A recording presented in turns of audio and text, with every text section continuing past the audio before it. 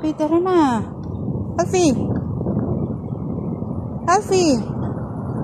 Let's go! Ang humid. Uwi na tayo. Tumahi ka naman na. Ito ka umihi. Alfie! Ayun pa umuwi?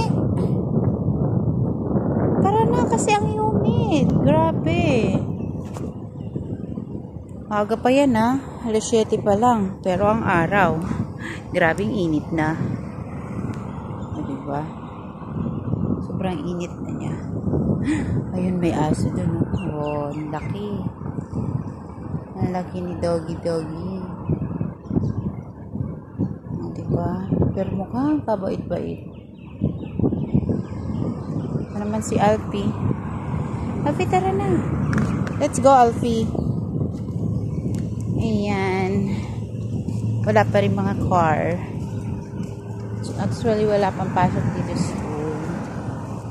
Kaya hindi pa busy masyado yung daan. Ayan. Dito lang kami lakad ni Alfie.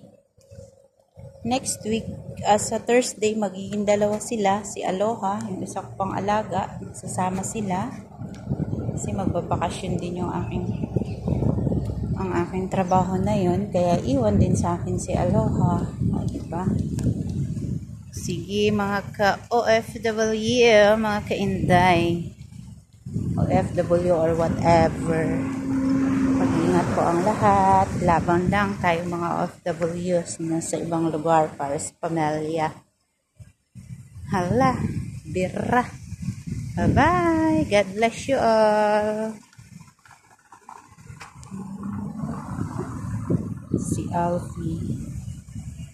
Second day ni Inday. Bye-bye.